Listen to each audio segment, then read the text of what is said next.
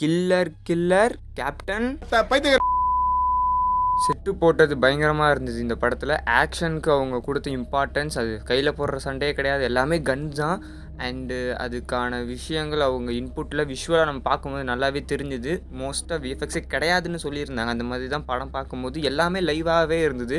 உண்மையாகவே ட்ரக்கெல்லாம் வெடிக்க வச்சு எல்லாமே ரொம்ப ரியலிஸ்டிக்காக இருந்தது. அவ்வளோதான், பாசிட்டிவாக முடிஞ்சு போச்சு. ஸோ ஆரம்பிப்போமா? Hey I guys and welcome back our next force. நம்ம சேனலில் சப்ஸ்கிரைப் பண்ணி நம்ம ஃபோர்ஸில் ஜாயின் பண்ணிக்கோங்க.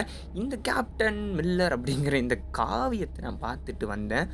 இந்த படம் பார்க்குறதுக்கு முன்னாடி வரைக்கும் ட்ரெய்லரை பார்த்து நான் இந்த படம் பயங்கரமாக இருக்க போகுது, செம்ம அப்படின்னு சொல்லிட்டு ஃபயர் விட்டு தெரிஞ்சிட்டு இருந்தேன். ஸ்டேட்டஸ் ஸ்டோரி எல்லா இடத்துலையுமே இதே தான். அந்த ட்ரெய்லர் வந்ததுலேருந்து என் மண்டைக்குள்ள ஓடிட்டே இருந்தது. அண்ட் ஜிவி பிரகாஷோட அந்த பர்டிகுலர் கில்லர் கேப்டன் மில்லர் அந்த தீம் சாங், அந்த பிஜிஎம் எனக்கு ஒரு மாதிரி எப்படி சொல்கிறது, ஃபயரில் இருந்தேன். அண்ட் இந்த படத்தை பார்த்தக்கப்புறம் ஒரு கில்ட்டாக ஆகிற மாதிரி ஒரு சீன் இருக்கும். அந்த இவங்க இந்திய போராட்டம் பண்ணுறவங்க இருப்பாங்க ஒரு 300 பேர். அவங்கள நான் தனுஷும் அவங்களோட ஃப்ரெண்ட்ஸையும் உட்கார வச்சுட்டு சுடு அப்படின்ட்டுருவாங்க. திடீர்னு நம்ம ஹீரோ தனுஷ்க்கு புரியாது, என்னடா சுட சொல்கிறாங்க அப்படின்னு சொல்லிட்டு ஒருமே பார்ப்பார். பட் வேறு வழி இல்லை, சுட்டு தான் ஆகணுன்னொன்னையும் அழுதுகிட்டே சுடுவார். அந்த சீனில் எப்பா செம்மையாக நடிச்சிருந்தார். அண்ட் அந்த சீனில் பிஜிஎம் எலிவேட் பண்ணி அந்த விஷுவலாகவும் காமிக்கும் போது அவ்வளோ நல்லா இருந்தது. நமக்கே ஐயோ அப்படிங்கிற மாதிரி இருந்துச்சு அந்த சீன். அந்த சீனை அடுத்த ஒட்டியே ஒரு அந்த இறந்து போனவங்க எல்லாரையும் போனால் ஒரு தீயில அவங்க பாட்டுக்கு போட்டு எரிக்க ஆரம்பிச்சிட்டு இருப்பாங்க அந்த பிரிட்டிஷ்காரங்க. அந்த டைமில் ஒரு கேரக்டர் பார்த்திங்கன்னா அழுதுட்டுருக்கோன்னா, அவங்க அம்மா ஆல்ரெடி இறந்துருப்பாங்க. அவங்க அம்மா கிட்ட பாவம் மன்னிப்பு கேட்குற மாதிரி அவர் தற்கொலை பண்ணி இறந்துருவார். அதுக்கடுத்து அந்த ஜென்ரலில் இவன் ஒரு கோலை இவனையும் தூக்கி அந்த தீயிலே போடுங்கன்னா நம்ம ஹீரோக்கு காண்டாகி ஒரு கத்தி எடுத்து ஒரு குத்தி அவனையே அந்த தீயில தூக்கி போட்டுருவார். அந்த சீன் செம்மையாக எலிவேட் பண்ணியிருந்தாங்க. அண்ட் அதோட பெரிய கும்பிடு போட்டு இந்த படம் போயிடுச்சு. அதுக்கப்புறம் ரொம்ப நேரம் கழிச்சு ஐ ஆம் த டெவில்னு சொல்லிட்டு சுடுவார். அந்த சீன் கொஞ்சம் நல்லா இருந்தது.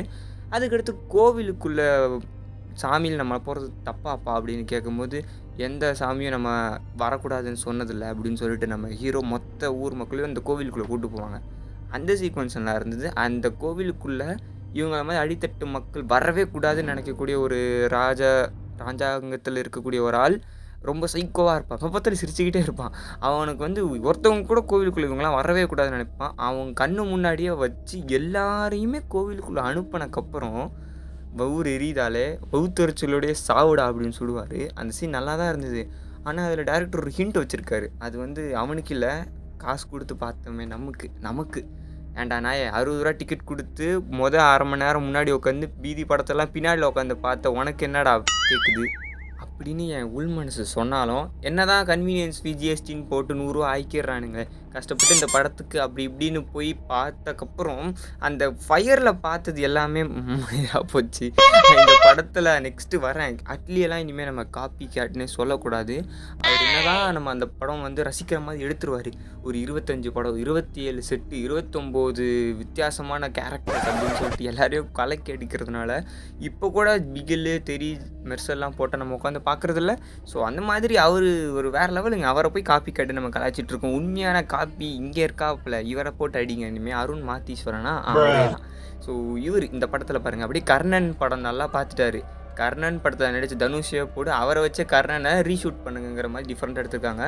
கோவிலுக்குள்ளே போகணும் அப்படின்னு நினைக்கிற ஒரு அடித்தட்டு மக்கள், கோவிலுக்குள்ளே அவங்க கடவுளாக கும்பிட்ற ஒரு அந்த காலத்தில் இருக்கக்கூடிய ஒரு சிலையை ஆட்டையை போடுற பிரிட்டிஷ்காரங்க, அவங்ககிட்ட இருந்து திருப்பி அந்த ராஜாக்களுக்கு பிரிட்டிஷ்காரங்கிட்ட இருக்கிற அந்த சிலையும் வேணும், இவனுங்கள்லாம் கோவிலுக்குள்ளேயும் வரக்கூடாது. இப்படி ஒரு 3 டிஃப்ரெண்ட்டான கதை வருது. நல்லா தான் இருக்குது, ஓகே குட். பட் அதை ஒழுங்காக காமிக்கணுமே, கன்றாவே எடுத்து வச்சுருக்கானுங்க. இன்டர்வலில் ஒரு ஃபைட் சீக்வன்ஸ் வரும்.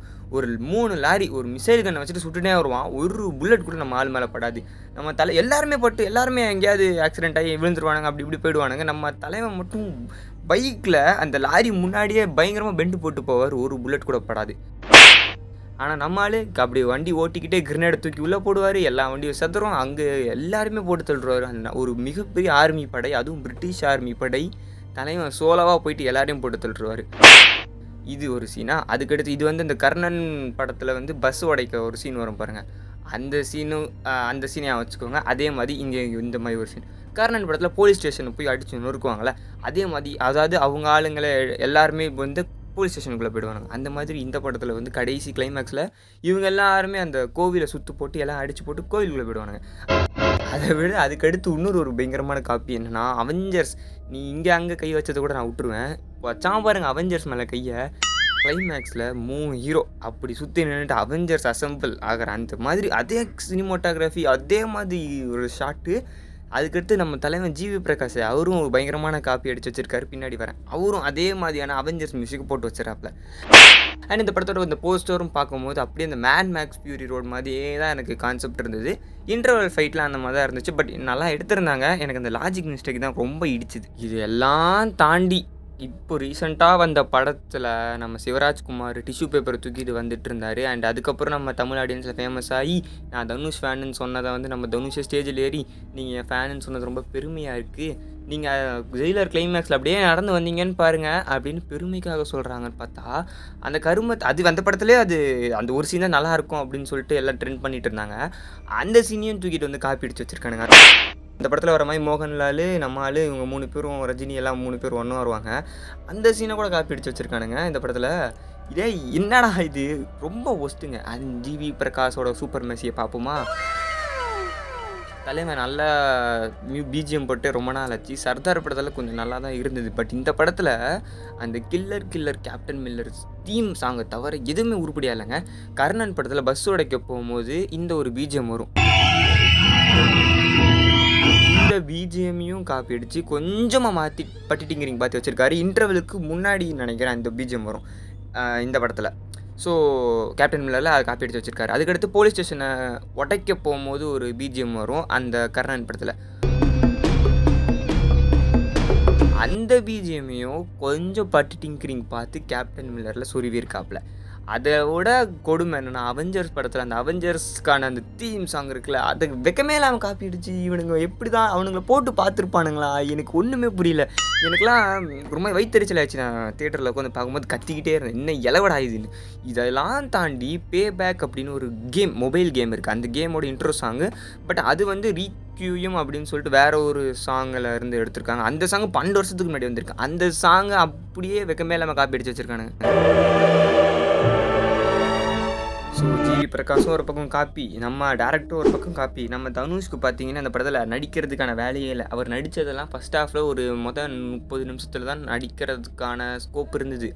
அதுக்கப்புறம் பாருங்கள், அவர் பாட்டுக்கு நீங்கள் சார் நீங்கள் இப்படி நடங்க, நாங்கள் முதுகு பின்னாடி கேமரா வச்சுக்கிறோம், அப்படியே நீங்கள் நடந்துகிட்டே இருங்க, நான் கேமரா எடுத்துகிட்டு போயிட்டே இருக்கோம் அப்படின்னு சொல்லிட்டு அது மட்டும்தான் அவர் பண்ணிகிட்டே இருந்தார். நம்ம தனுஷ்க்கு இந்த படத்தில் வந்து ஒரு மாதிரி ரஃப் அண்ட் டஃப்பான கேரக்டர். சிரிக்கவே கூடாது, முறைச்சிக்கிட்டே தான் இருக்கணும், வெறப்பாக இருக்கணும். ஆனால் நம்மளால் இந்த படத்தில் பயங்கரமாக சூட் ஆகிட்டார். இந்த படத்தில் கொஞ்சம் ஸ்க்ரீன் பிளேயில் நல்லா எழுதியிருந்தால் அந்த படம் சூப்பராக வந்திருக்கும்.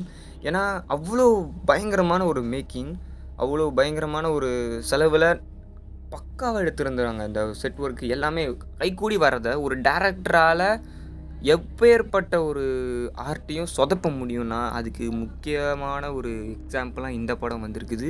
இதுக்கு ஒரு ஆப்போசிட்டாக நல்ல எக்ஸாம்பிளாக அயலான் அந்த சைடு வந்திருக்குது. அந்த அவ்வளோ செலவு பண்ணி அது பர்ஃபெக்டாக கொடுக்கலாம் அப்படிங்கிறதுக்கு அயலானில் அந்த ஏலியனுக்கான விஎஃப்எக்ஸ் எல்லாமே பக்காவாக இருக்குன்றாங்க. அது வந்து டார்கெட்டட் ஆடியன்ஸ் தான். இந்த படம் வந்து யங்ஸ்டர்ஸை டார்கெட் பண்ணி எடுத்திருக்காங்க, அதனால் வெட்டு குத்துன்னு எடுத்திருக்காங்க. அந்த படம் வந்து கிட்ஸை டார்கெட் பண்ணி எடுத்திருக்காங்க. பட் இதை நான் இந்த படத்தை கம்பேர் பண்ண விரும்பலை. பட் அந்த ஆர்ட்டுக்கு எவ்வளோ ஒரு டேரக்டரால் கான்ட்ரிபியூஷன் கரெக்டாக இருந்ததுன்னா அவங்க அந்த சுற்றி இருக்கக்கூடிய எல்லாரோடைய ஒர்க்கையும் அது பர்ஃபெக்டாக கொண்டு போய் சேரும். இந்த கேப்டன் மில்லரில் சுற்றி இருக்கிறவங்க அவ்வளோ ஒர்க் பண்ணியும் அந்த டேரக்டரோட ஒரு சில விஷயங்கள் தவறால் இந்த படமே குப்பையாக தான் போகுது. பட் இன்டர்வல் வரைக்கும் கண்டிப்பாக தாக்கு பிடிச்சி உட்காந்து பார்க்கலாம். இன்டர்வலுக்கு மேலே இந்த படம் குப்பை.